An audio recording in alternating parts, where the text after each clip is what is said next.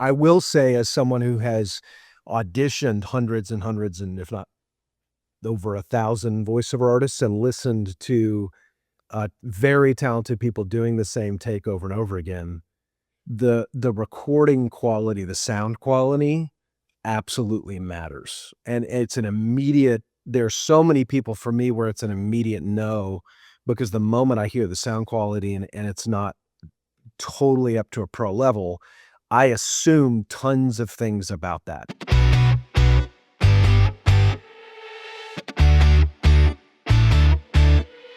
Welcome to Audio Branding, the hidden gem of marketing. Sound plays a more important role in human behavior and our decision-making than you may realize. In this podcast, I'll help you understand the art and science of sound so you can better influence others in business and your life. I'm your host, Jodi Krangle. Let's delve a little deeper.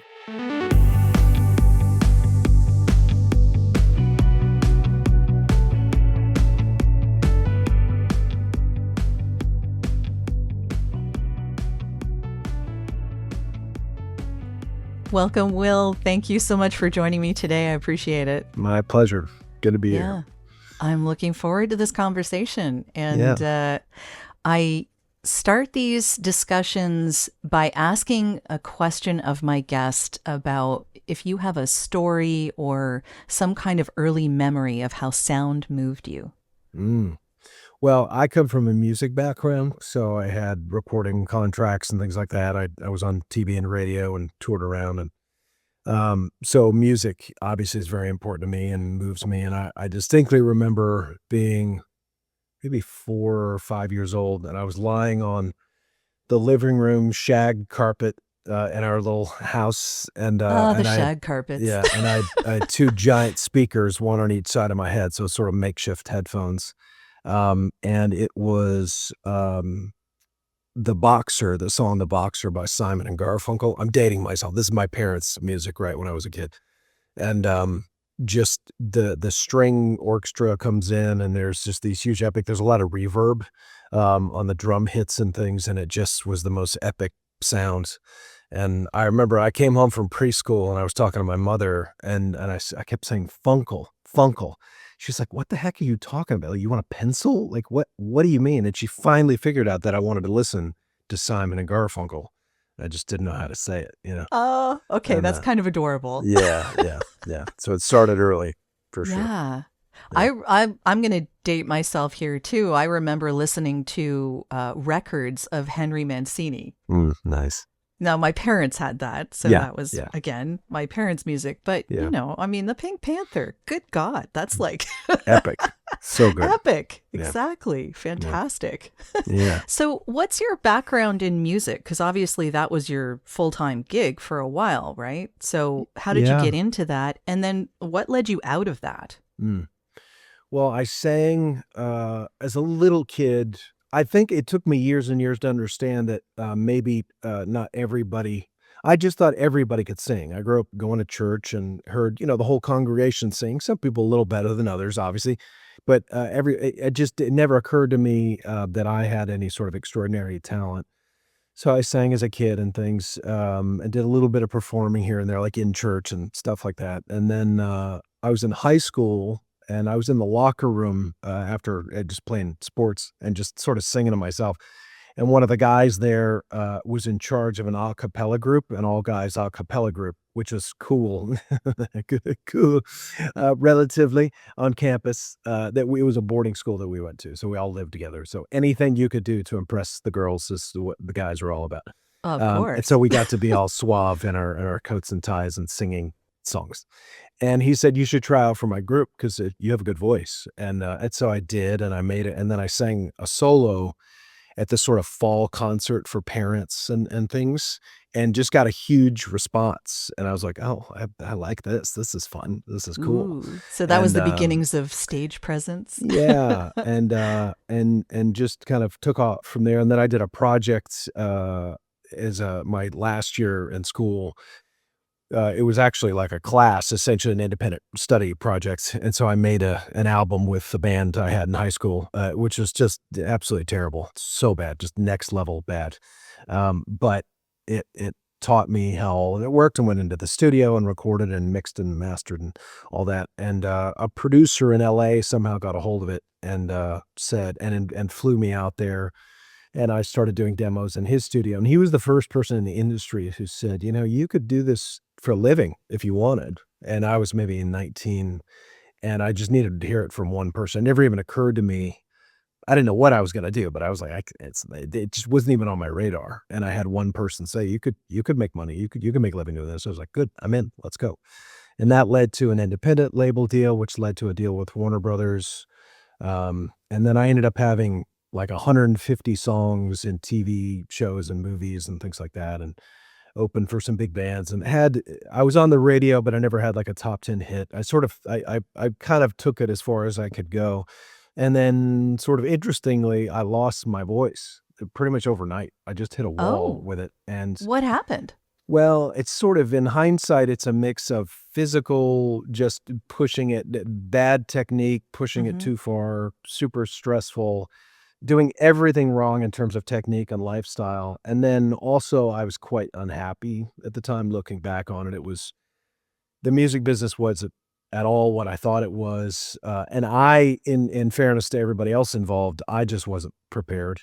I wasn't ready to take advantage of the opportunities that were given to me. The the biggest my son is now making music, which and it's his journey has been completely different. His music is completely different, just everything about it, and I love that because he's been able to avoid some of my mistakes, which I was proud of, and he's just very much his own person too, and he's learned a lot. But the biggest mistake I made that I look back on, it was like a fork in the road. The label was gonna put me together with some hit songwriters, like well-known people who had written with huge artists. And I said, "No, no, I got this. I'm fine." Oh boy. Because I had written like 50 songs, right? And it's like, Yeah. there was already a 5-to-1 ratio was what was gonna make it on the album. Hmm. And as an adult, I look back on that and just like, "Oh my god, that was epically stupid mistake," because you just learn. It's an opportunity to learn from the best people in the business. I should have just jumped at that and been so grateful for the opportunity, but and the typical, hubris that comes with youth, I was like, "Hold my beer. I got this." So Yeah. I made a career of making pretty good music, essentially. And I still record. I did an EP in Nashville a few years ago, and Hmm.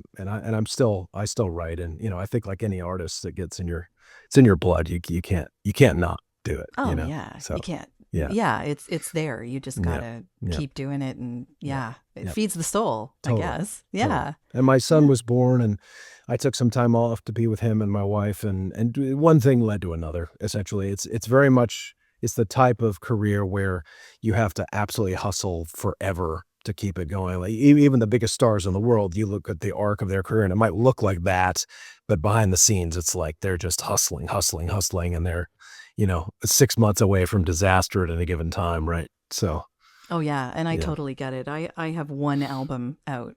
Mm, One. nice, It nice, was done in 2015, and I nice. have no desire to do another one. Right, right, right. Yeah, it's also good if, get it out of your system and enjoy Yeah. the experience. And like, all right, that was fun. It was Don't need to fun, do it again. it was a collaborative effort between myself and a friend in the UK, Mm, and he's a lifetime musician in Leicester and nice. fantastically talented. And Yeah. the only thing I do is sing.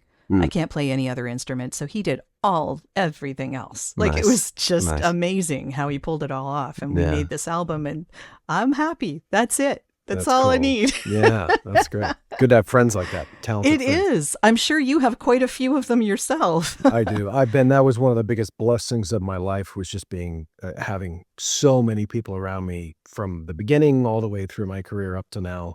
Just there are so many talented artists. And I will say, I think the rise of social media, the way things have changed in the last 10, 15 years, you just realize what an incredible amount of talent there is in the world, and so many people who they don't necessarily have the expertise to pursue it professionally or what have you, but now you can just sit down with your phone and a guitar and make a beautiful noise and inspire people, and I do think that part's neat.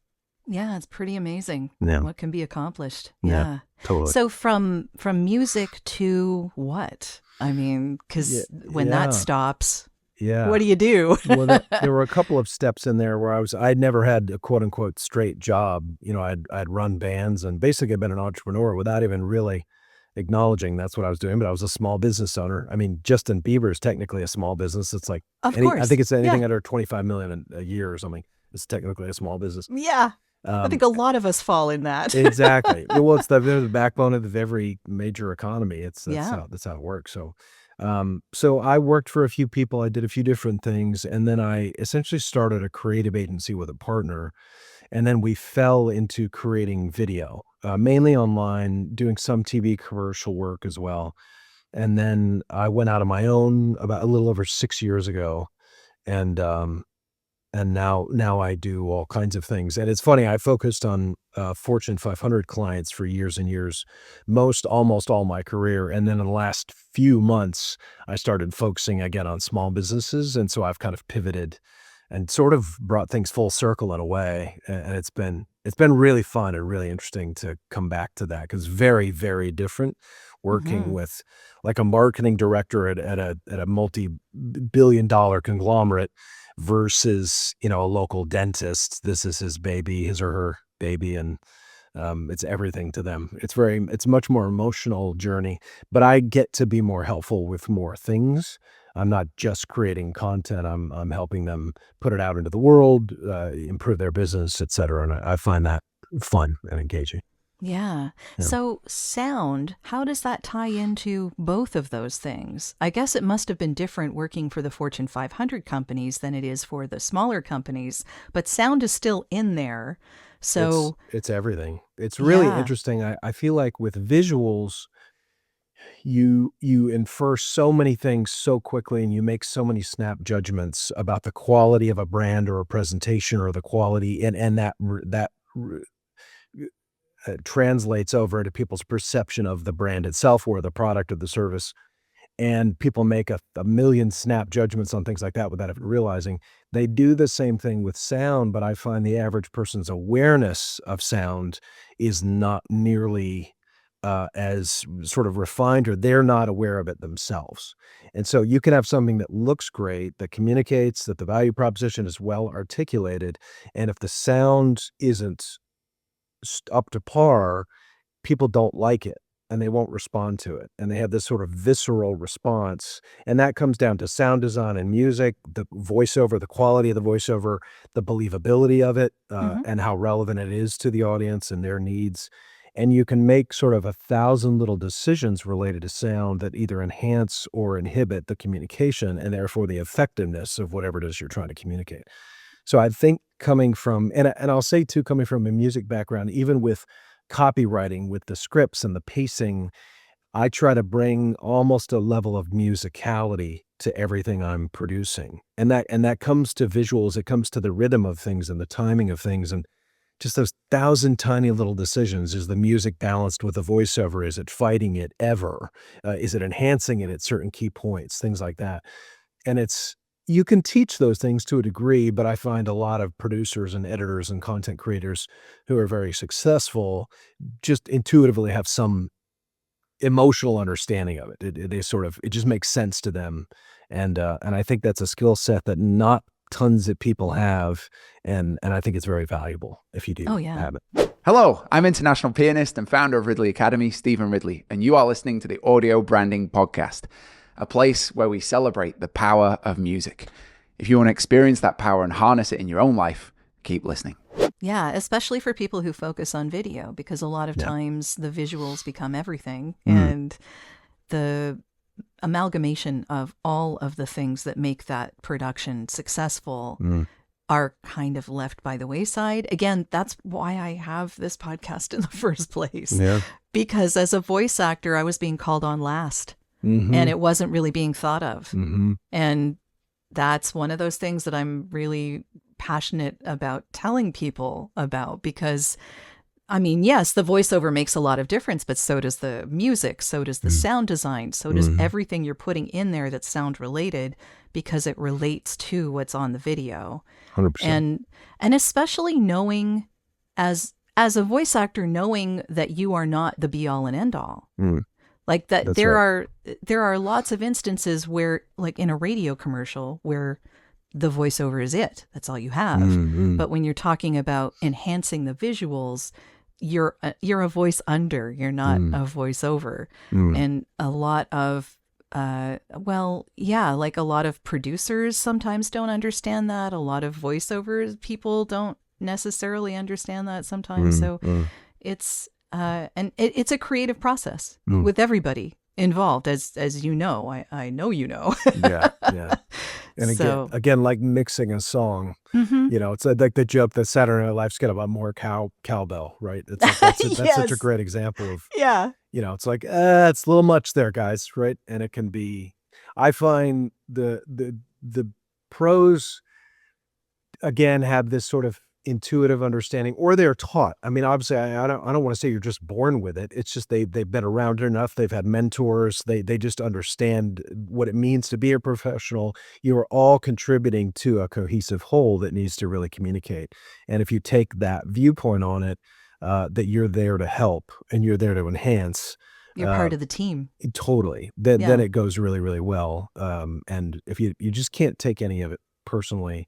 And that's Yeah. been an interesting thing about being a producer versus being the talent, where I think a lot of talent, you'll audition for something, whether you're an actor or voiceover artist or what have you, and you'll just think, God, I'm just perfect for this. And then you don't get it and you see it or you hear it later and you're like, I'm better than that guy or that girl. And it's not always the most talented person or the best looking person or the most qualified in some other respect. It's just what works. It's what they're looking for. It's what communicates in that instance. And I think when you're the producer, you understand that in a way that you don't when you're just the talent who's auditioning for it. Oh, So totally. You see it's the bigger picture. You're a little totally. higher up. Yeah. Yeah. Yeah, So it's yeah. very important as a creative person, if you're putting yourself out there again and again, just getting rejected, always, if you can get feedback, obviously that's very helpful, but don't automatically assume that you did something wrong or you've made a mistake or you're not talented or you're not doing everything right. You could do everything right and still not be the person who gets selected. Right. Oh yeah, totally. Yeah. And as voice actors, we understand that we are usually never going to hear any feedback. Right. First of all, Yeah. I'm sure you get this as well. Yeah. And often it's a completely subjective decision. So if they Absolutely. hear your voice and you sound like the sister-in-law they hate, Mhm. well, you're not going to get the job. Yeah. Yeah. It's really that simple. 100%. I will say, as someone who has auditioned hundreds and hundreds, and if not over 1,000 voiceover artists, and listened to very talented people doing the same take over and over again, the recording quality, the sound quality, absolutely matters. And it's an immediate. There's so many people for me where it's an immediate no, because the moment I hear the sound quality and it's not totally up to a pro level, I assume tons of things about that. This person isn't serious or isn't particularly experienced or whatever. It's going to be a lot of work for me. And it's going to be, if the client picks this person and then there's some weirdness about the quality of it, or they don't get back to me in a timely fashion, you just can't take those risks at all. It could create the snowball of other unintended consequences that, for me, as the agency, as the producer of the overall content, I just don't want to deal with that, right? And so I'll disqualify people sometimes. They'll sound talented, they do a good job delivering it, but the quality of their recording setup, for whatever reason, just isn't up to par. So that's something, just as a bit of feedback, that people probably never get. It's like, well, it sounds good to me, but does it sound as good as the 20 other voices that the person's listening to on the audition? That's really the test of, is your gear up to that level, and your technique, right? You're not popping, you're not, but it's very full and rich and just has that high quality to it, that matters. Sure. Yeah, it's a good point to make, and I think a lot of voice actors should definitely take that into account, especially now after COVID, because a lot of us were stuck in our houses and had to come up with a home studio pretty quickly. I mean, personally, I've had one since 2011. Yeah. Yeah. But some people who were in a big city and they were used to just going into a recording studio on a regular basis, Yep. that just completely changed their world, you Yeah. know? And there is a science to it. Obviously, Yes. one of the things I love about video and audio production. It's really sort of 50-50 art and science. Hmm. And in order to bring there's your career and your progression as an artist, and then there's your career and progression as a technician, right? And I think it's equally important to always be curious and changing and understanding new techniques and things. I mean, I'm tomorrow morning I'm doing a video for a local dentist literally right around the corner from my house, which has never happened in my life. It's the greatest gig ever. I could literally walk there. I'm not going to do that. I have a lot Do of you get a equipment. discount? Yeah, exactly. Right. Or they should get a discount, right? Because I Yeah. don't have to, no travel costs. But I'm doing virtually all social media content, and as I've been pivoting away from the corporate work, we're still doing that for a few key clients, but I'm doing this now for small businesses. And I've changed my whole rig and my whole setup completely. So I used to have, a $3,000 boom microphone on a stand and the whole thing. And now I have the DJI, lav mics that everybody sees, the little units. And I have ways to sort of hide them, and I know basic techniques, so it still sounds good. But just going in and setting up takes me literally 20% of the time that it used to. And just understanding what's important to the final communication. What it's like a when in Rome, do as the Romans do type thing with social content. My goal is to be at least 5% better than anything else out there. But you don't have to, drive the nail with a sledgehammer. I don't need to bring in $50,000 worth of gear for a social video about like, hey, did you know this about your teeth? It's like, let's have fun and keep it light and keep it easy for the client. So again, everything is changing so rapidly these days, and being able to stay on top of that and being curious enough to do that is really important. Yeah. So my next question as far as the social media is concerned then is, do you find that less quality in the video actually makes it more viral? So we do, when I started this new program that we're doing, it's just a few months old, and I did 3 variations of our first ad. So we're doing ads on Instagram and Facebook. And it's just me, for better or for worse, just me talking to camera. And I did a version here in my studio, which when I have our, the nice camera, the lighting looks super, it pops really well, looks very polished and pro. I did 2 versions in the studio, and on a friend's recommendation, I did a version on my couch just to see. The version on my couch outperformed the other 2 versions 2-1. And I did an updated version with and it was based on dozens of conversations with doctors, the people that we're targeting. I understand their needs and their concerns better. I rewrote the script. I'm like, oh, this is going to kill it. I'm going to crush it now. And so I did it in my studio again. I like my studio, and I don't have to move all my gear. I'm lazy. It's all set up and ready to go. So I did it. The old ad still doubled it, just outperformed, just crushing it. Okay. So, social media is fascinating that way. And you'll see things with people doing the weirdest stuff. Like and I feel like it's just this giant social experiment that we're all a part of that never ends. And trends evolve, they come and go very quickly. But you'll see a lot of influencers and things. It's sort of like whatever's just gonna get your attention, like, hey, pay attention over here, stop scrolling, stop, and it's like, all right, whatever gets you to do that.